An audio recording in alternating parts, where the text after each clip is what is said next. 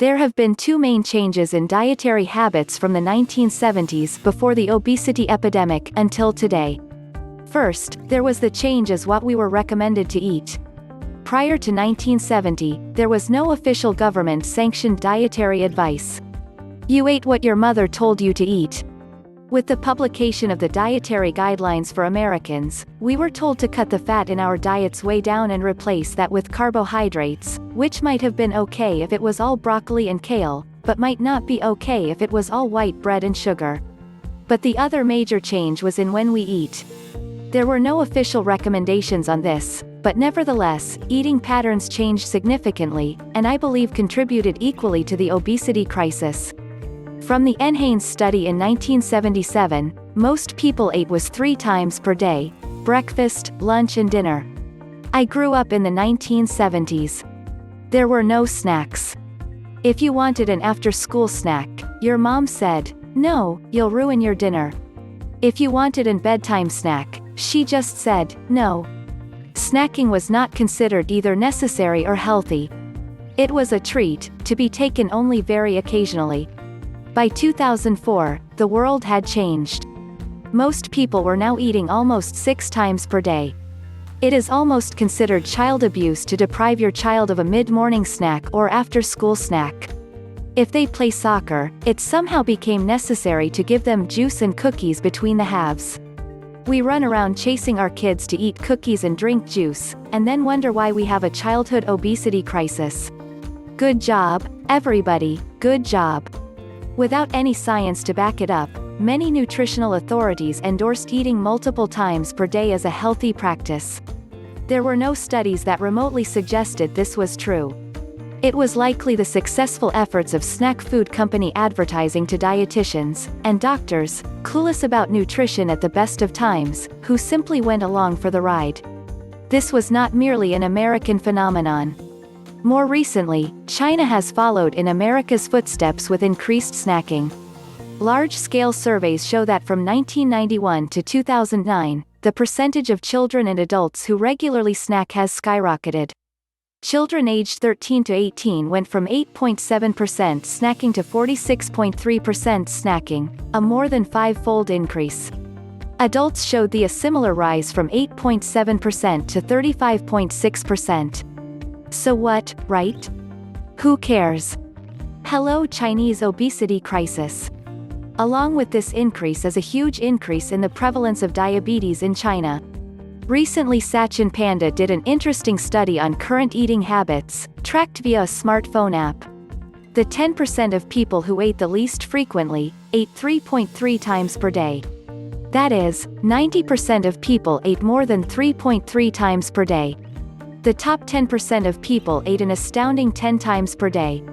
Essentially, we started eating as soon as we got up, and didn't stop until we went to bed. The median daily intake duration, the amount of time people spent eating, was 14.75 hours per day. That is, if you started eating breakfast at 8 a.m., you didn't, on average, stop eating until 10:45. Practically the only time people stopped eating was while sleeping. This contrasts with a 1970s-era style of eating at 8 a.m. breakfast and dinner at 6 p.m., giving a rough eating duration of only 10 hours. The feedogram shows no let-up in eating until after 11 p.m. There was also a noticeable bias towards late-night eating, as many people are not hungry in the morning. An estimated 25% of calories are taken before noon, but 35% after 6 p.m. When those overweight individuals eating more than 14 hours per day were simply instructed to curtail their eating times to only 10 to 11 hours, they lost weight, average 7.2 pounds, and felt better even though they were not instructed to overtly change what they ate, only when they ate. This has huge metabolic consequences. A fascinating study was recently published directly comparing a regular eating schedule to an optimized time-restricted feeding schedule. Both intermittent fasting and time-restricted eating tend to produce some reduction in food intake, and therefore it is never clear whether the benefits of these strategies are due to timing, when to eat, or food intake, what to eat. The circadian rhythm, as I've discussed previously, suggests that late-night eating is not optimal for weight loss.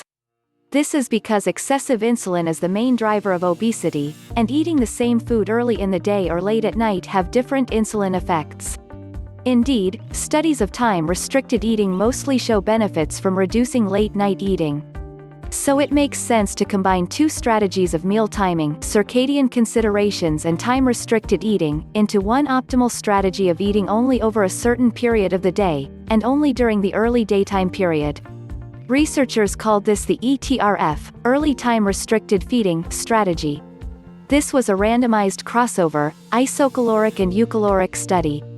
That is, all patients did both arms of the study eating the same foods and the same calories and then compared against themselves. The two arms of the study were eating between 8 a.m. and 8 p.m., and the ETRF strategy of eating between 8 a.m. and 2 p.m., but remember, both groups ate 3 meals per day of the same foods.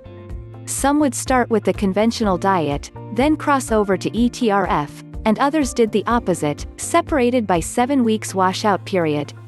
Subjects were men with prediabetes. The benefits were huge. Mean insulin levels dropped significantly, and insulin resistance dropped as well. Insulin is a driver of obesity, so merely changing the meal timing and restricting the number of hours you ate, and also by moving to an earlier eating schedule produced huge benefits even in the same person eating the same meals. That's astounding. Even more remarkable was that even after the washout period of 7 weeks, the ETRF group maintained lower insulin levels at baseline. The benefits were maintained even after stopping the time restriction. Blood pressure dropped as well. But won't the time-restricted feeding group be more hungry? Sure, they might be skinnier, but their poor stomachs are growling for food in the evening, right? No pain, no gain. Incredibly, it was the opposite. Those people who restricted late-night eating had less desire to eat, but also less capacity to eat. They couldn't eat more at night even if they wanted to. That's amazing, because now we are working with our body to lose weight instead of constantly fighting it. It is obviously easier to restrict eating in the evening if you are not hungry. Somewhat counterintuitively, restricting eating at 2 p.m. produced more feelings of fullness in the evening. Some other important lessons learned is that there is an adaptation period to this method of eating. It took participants 12 days on average to adjust to this way of eating. So don't start this ETRF strategy and decide it didn't work for you after a couple of days. It can take up to 3 or 4 weeks to adjust.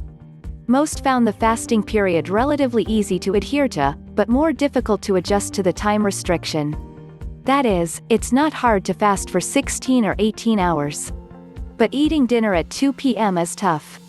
Given the modern schedule of working or school during the day, we tend to push our main meal into the evenings. The main family meal together is dinner, and this is ingrained into us. So, I'm not saying this is an easy task, but it may certainly have a number of metabolic benefits. Having a fasting support group, such as the IDM membership community, can certainly help. Fasting aids, such as green tea, coffee or bone broth can also help, although some would not consider that a true fast. But the bottom line is this. We focus nearly obsessively on the question of, what to eat. Should I eat avocados or steak? Should I eat quinoa or pasta? Should I eat more fat? Should I eat less fat? Should I eat less protein? Should I eat more protein? Let's face it, the answer changes every few years, according to who you ask. But an equally important question lies almost completely unanswered. What effect does meal timing have on obesity and other metabolic parameters? Quite a lot, it turns out. Having a well-defined fasting period is likely very important. The strategy of ETRF, and intermittent fasting more generally now gives exhausted dieters a new hope. Thank you for watching the video. Don't forget to subscribe to the channel.